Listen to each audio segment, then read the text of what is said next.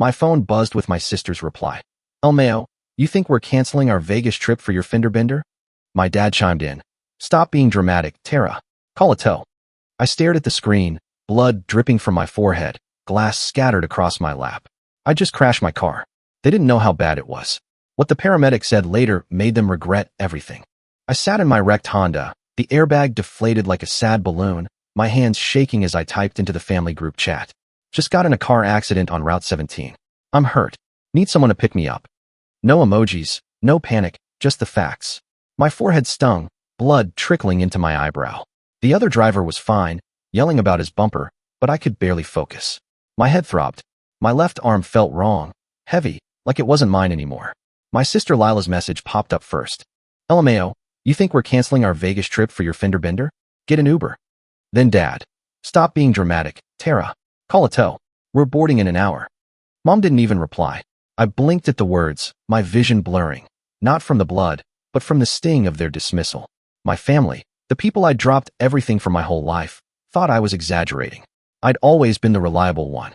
When Lila's ex trashed her apartment, I spent my weekend scrubbing her floors and co-signing her new lease. When Dad lost his job, I worked overtime at the diner to help with his rent. Mom's car needed repairs last year. I paid for it, no questions asked. But now, with my car totaled and my head spinning, they couldn't spare an hour. "My bad." I texted back, my fingers slippery with blood. 2 words. That's all I could manage. I didn't beg or argue. I'd learned long ago that pleading with them was like shouting into a void. Instead, I called 911. The operator's voice was calm, grounding. "Stay still, ma'am. Help's on the way." I leaned back, the world tilting, and waited. The paramedics arrived in 10 minutes. A guy named Mike knelt beside my window, his voice steady. "Tara, can you hear me? We're getting you out." They pried the door open, and I winced as they checked my arm. "Possible fracture," Mike said to his partner. "And that head wound needs stitches." They loaded me into the ambulance, and I clutched my phone, hoping for a text. Nothing. Just Lila's Instagram story, a cocktail glass with Vegas vibes, in neon text. At the hospital, the ER was chaos. Beeping monitors, crying kids, a guy yelling about his bill. A nurse named Carla stitched my forehead, her hands gentle but quick. "You're lucky," she said.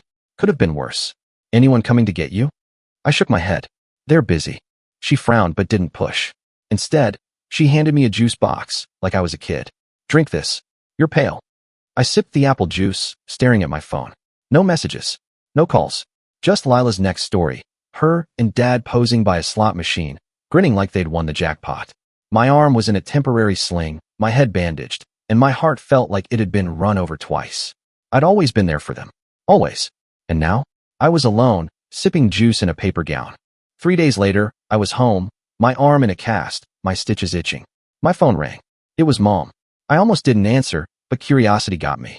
"Tara, why didn't you tell us you were hurt?" she said, her voice high and shaky. "The hospital called Dad to confirm your insurance. They said you had a concussion and a broken arm."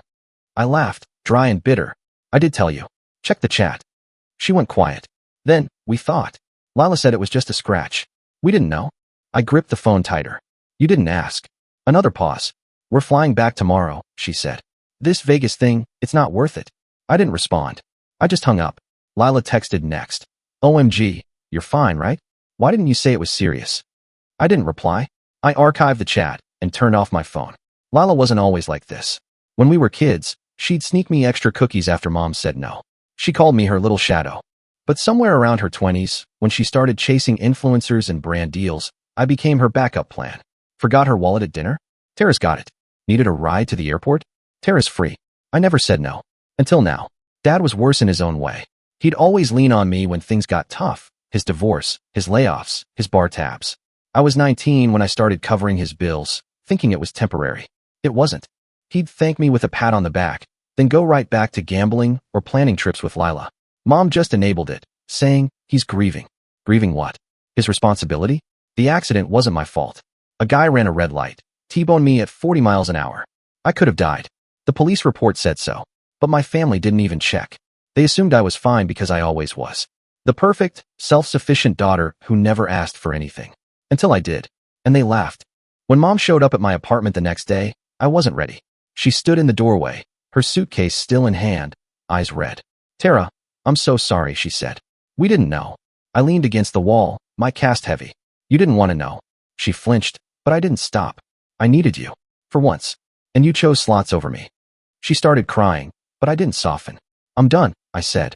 I'm done being your ATM, your driver, your fixer. I'm done. She reached for me, but I stepped back. Please, Tara, let me make this right. I shook my head. You can't. Not this time. I closed the door, my heart pounding but lighter than it had been in years.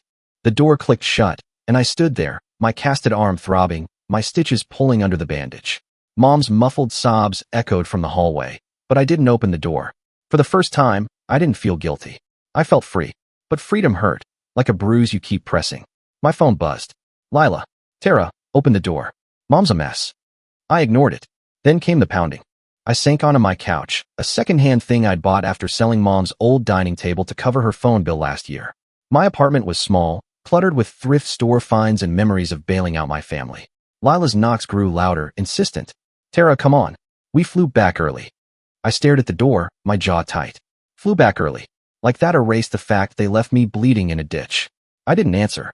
My phone buzzed again, Lila's FaceTime. I let it ring, watching her name flash like a warning sign. Finally, it stopped. Then a text. You're being so extra. We didn't know it was that bad. I laughed, sharp and hollow. Extra? My car was totaled. My arm was broken. My head had 7 stitches. But sure, I was the dramatic one. I opened the group chat, scrolled to my original message. Just got in a car accident on Route 17. I'm hurt. Need someone to pick me up. Clear as day. No ambiguity. Their responses stared back at me. Lila's El Mayo and Dad's stopped being dramatic. I screenshotted it, my hands trembling, not from pain, but rage. I'd spent years swallowing their neglect. Not anymore. The next day, Dad called. I didn't pick up. He left a voicemail, his voice gruff, but shaky. Tara, we messed up. Okay. I didn't think it was serious. Lila said you were fine. Come on, kid, call me back. I deleted it. Lila said. Of course. Lila, the golden child who could do no wrong, even when she was wrong. Growing up, Lila was the star, cheerleader, prom queen, the one who got a car for her 16th birthday while I biked to school. I didn't mind then. I loved her. She'd sneak me into her room to watch movies when Mom was working late. But that Lila was gone, replaced by someone who saw me as a prop in her perfect life. Dad wasn't much better. After his divorce from Mom, he leaned on me like I was his therapist, his bank, his designated driver. I was 21 when he crashed his truck, drunk, and begged me to pick him up before the cops did.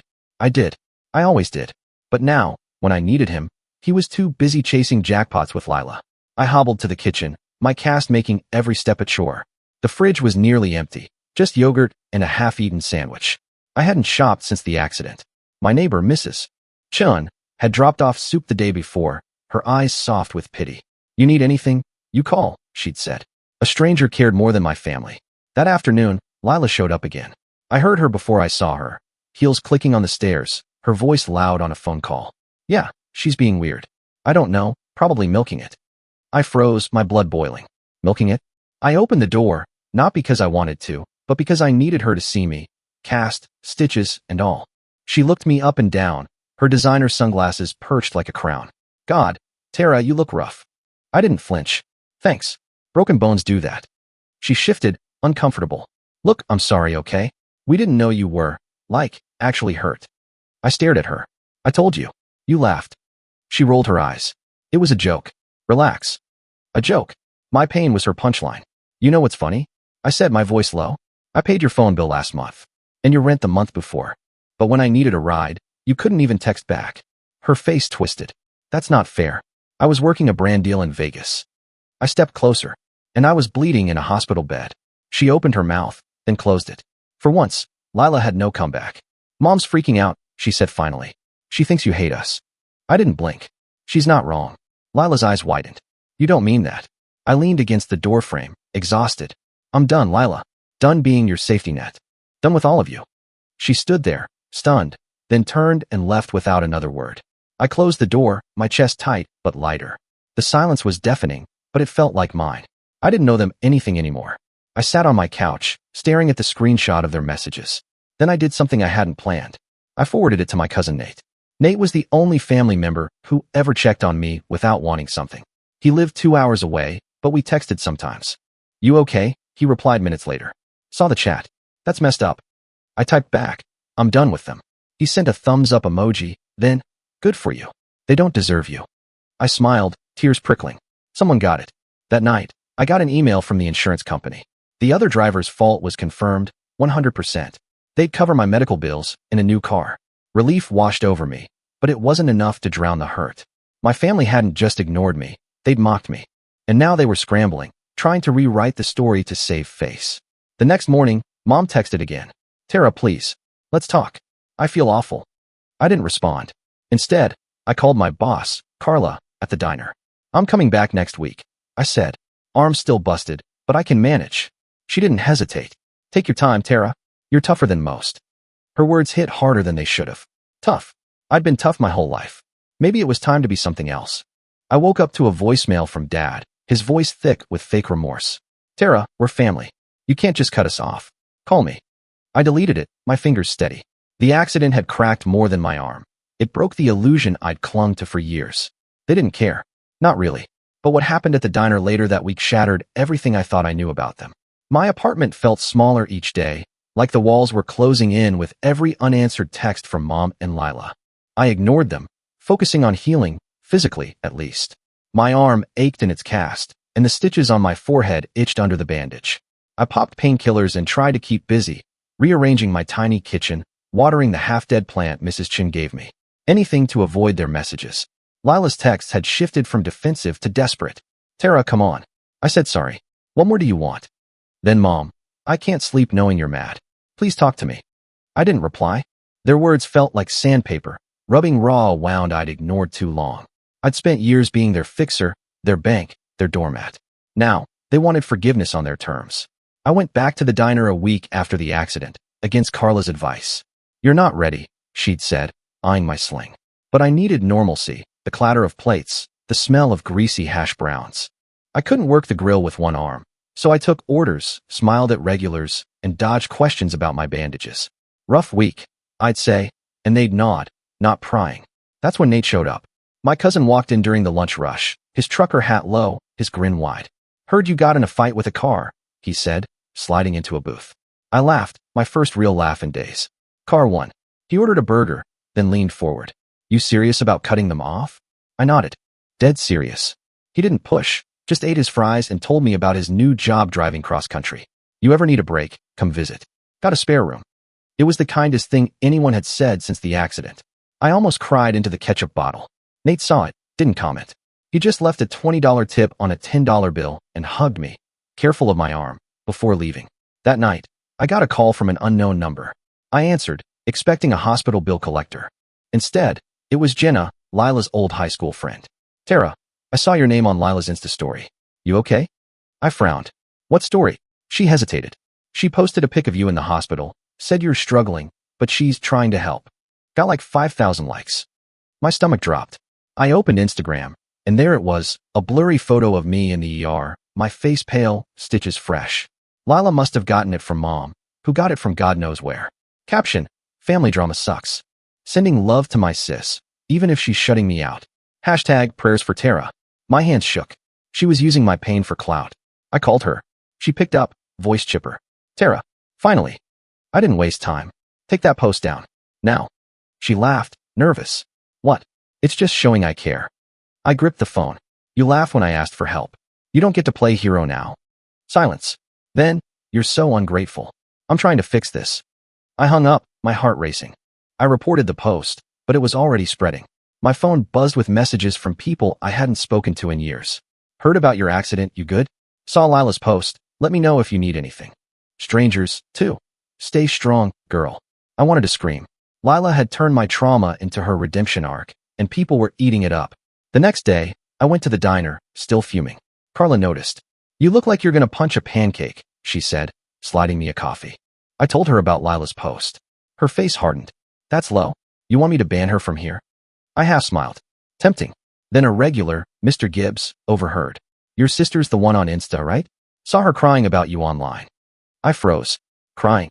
He nodded. Posted a video this morning. Said she feels awful, wants to make it right. I checked my phone. Sure enough, Lila had posted a tearful selfie video, mascara streaked, voice trembling. I messed up with my sister. I didn't know how bad it was. I'm so sorry, Tara. Over 10,000 views. My blood boiled. She wasn't sorry. She was performing. I texted Nate the video. He replied instantly. She's full of it. Want me to call her out? I said no. I didn't need more drama. But I wasn't letting this slide. I screenshotted every message from the group chat, including my plea for help and their responses. Then I posted them on my own Instagram. No caption, just the raw truth. I locked the comments and waited. By evening, my phone was blowing up. Friends, coworkers, even my old high school teacher messaged me. Tara, that's awful. Your family did you dirty. Lila's followers turned on her. Her comments section was a war zone. You laughed at her accident? What kind of sister does that? She deleted her video, but the damage was done. Her brand deal with a local boutique was pulled. Mom called, sobbing. Tara, why'd you post that? You're ruining Lila's life. I laughed cold. She posted my hospital pic first. She ruined herself. Mom stammered, we're family. This isn't how we fix things. I cut her off. There's no we anymore. You made that clear. I hung up, my hands steady, my heart heavy but resolute. I was done playing their game. My Instagram post went viral overnight. Screenshots of Lila's LMAO and Dad's Stop Being Dramatic spread like wildfire. Strangers called them heartless. Friends unfollowed Lila. I didn't expect the fallout to hit so hard. But when Dad showed up at my apartment unannounced, his face red with rage, I knew I'd struck a nerve. What he said next flipped my world upside down. I woke to my phone buzzing like a hornet's nest. Notifications flooded in. Likes, shares, DMs from people I hadn't seen since high school. Tara, you're so strong. Your family's trash. I didn't read them all. It was overwhelming. I'd only posted the screenshots to set the record straight, not to start a war. But Lila's perfect influencer life was crumbling, and she'd brought it on herself.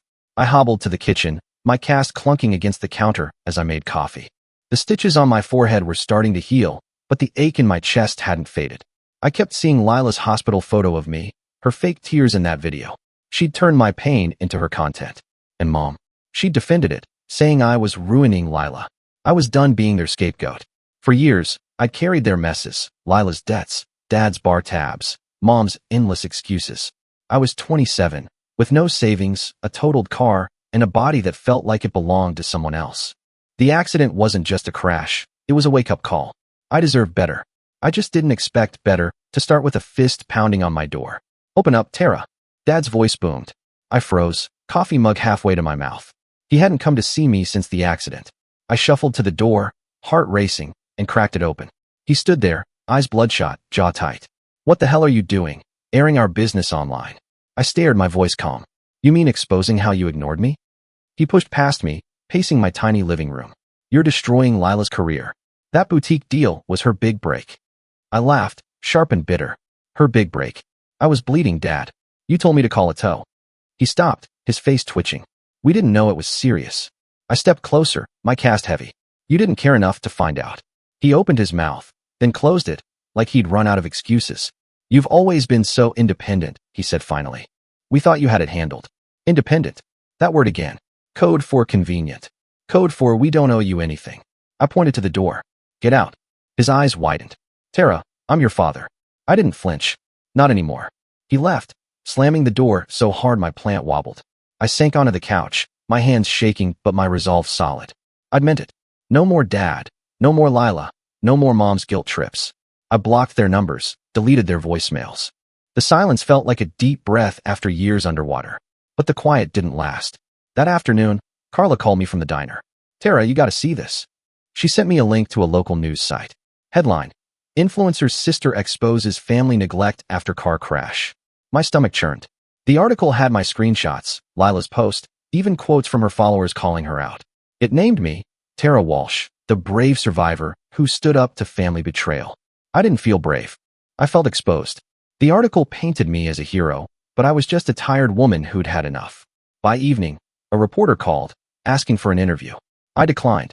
I didn't want fame, I wanted peace. But peace was hard to come by when Lila's next move hit like a freight train. She posted a new video, sobbing harder than before.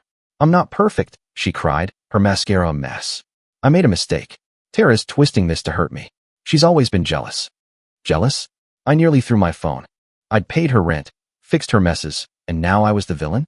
Her followers split. Some defended her, others called her a narcissist. Then Mom texted from a new number. Tara, this has to stop. You're tearing us apart. I didn't respond. Instead, I called Nate. They're saying I'm jealous, I told him, my voice cracking. He snorted. Lila's projecting. She's scared her brand's tanking. He was right. Lila's boutique deal was gone, and her follower count was dropping. Karma was fast. The next day, I went to the diner, needing routine to ground me. Carla hugged me, her apron smelling like bacon. You're famous, she teased. I groaned. I just want my life back. She nodded, then slid me a slice of pie.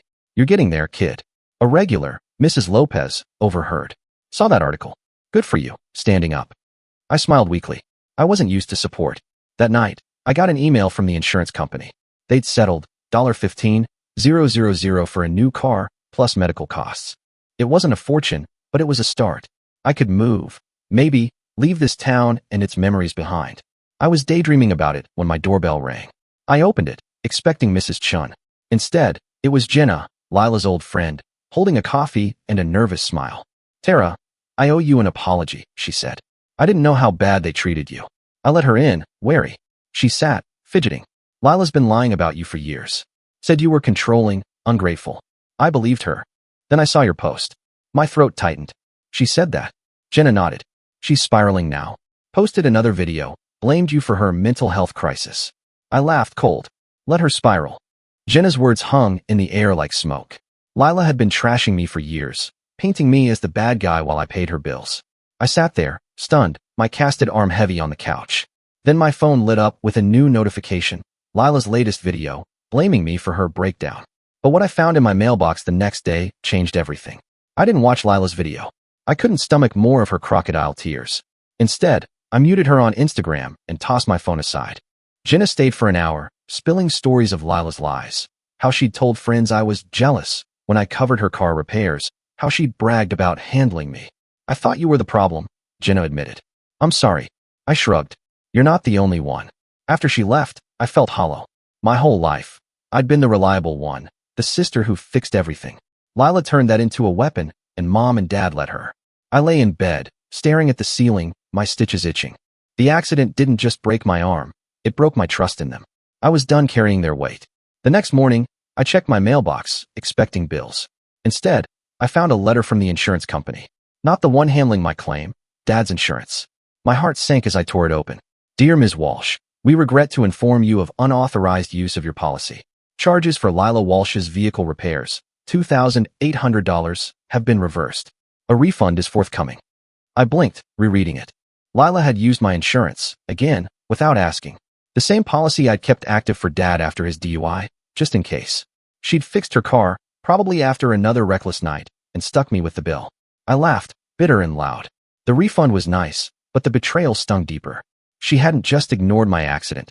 She'd exploited me while I was down. I called the insurance company to confirm. The agent was blunt. Your sister claimed it was a shared policy. We caught it during an audit. I thanked her, my voice flat, and hung up. Then I did something I hadn't planned. I forwarded the letter to Nate. Look at this, I texted. He replied instantly. She's unbelievable. You pressing charges? I hadn't thought that far. Could I? That afternoon, I went to the diner, needing the noise to drown my thoughts. Carla saw my face and slid me a coffee. You okay, kid? I showed her the letter. Her eyes widened. Your sister's got some nerve.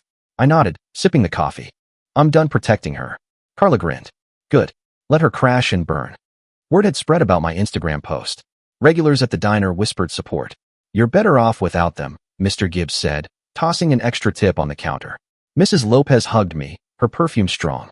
You're not alone, Tara. Their kindness felt foreign, like a language I'd forgotten.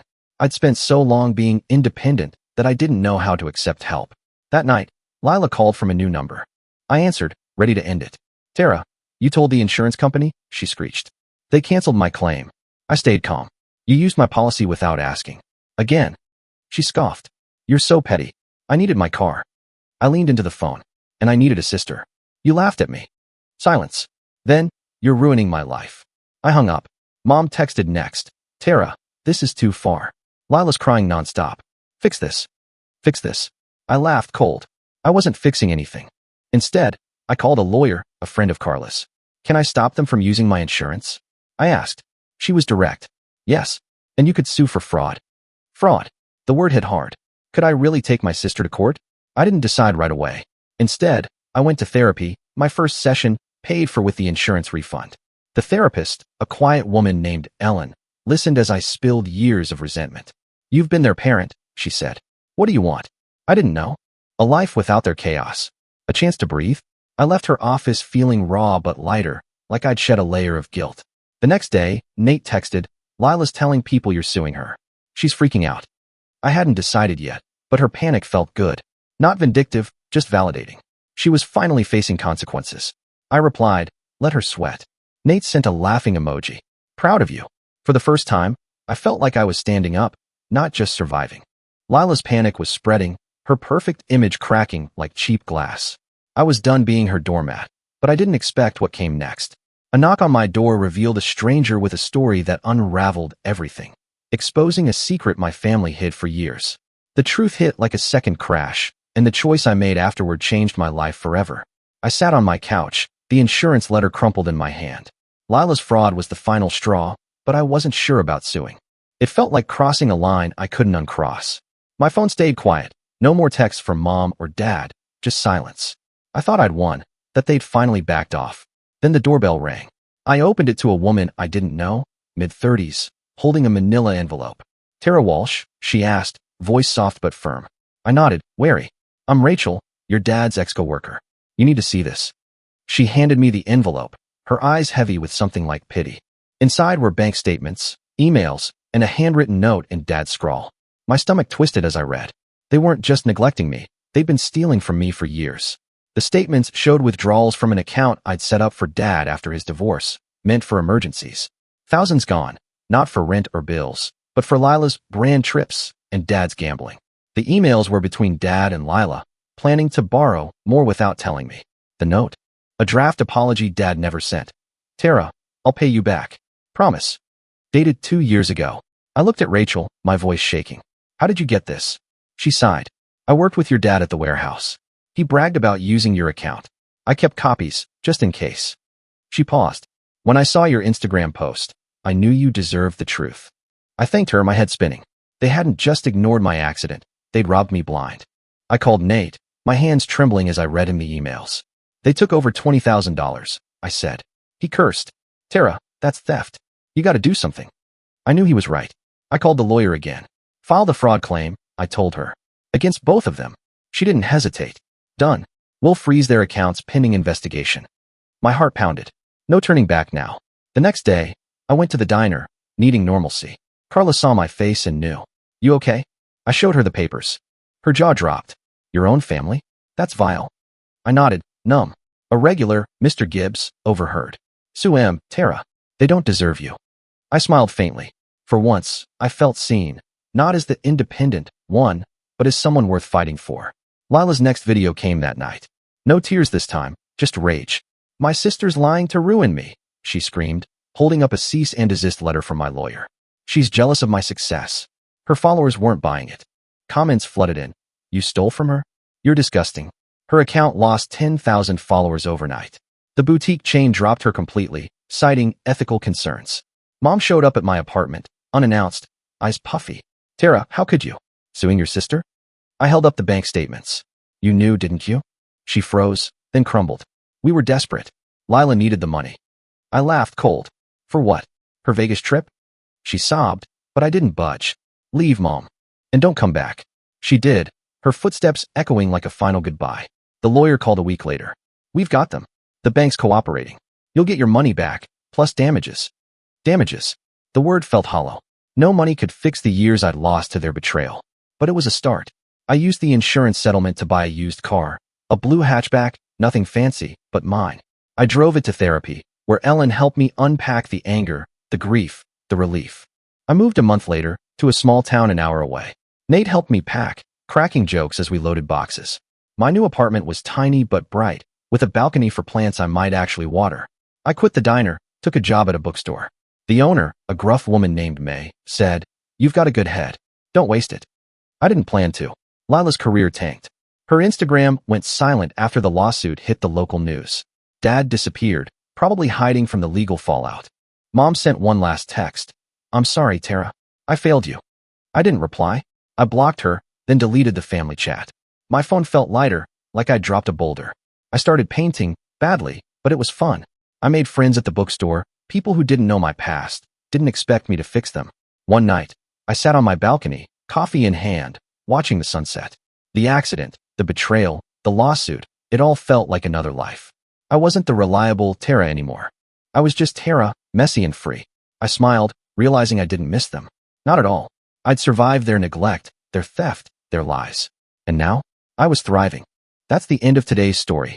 Did things turn out the way you thought, or were there some surprises along the way? Share your thoughts in the comments. I'd love to hear what you think. If you enjoyed this journey, don't forget to hit the like button. And if you haven't joined the community yet, now's the perfect time. Subscribe and turn on notifications so you're always the first to catch new stories. Thanks for watching, and I'll see you in the next adventure.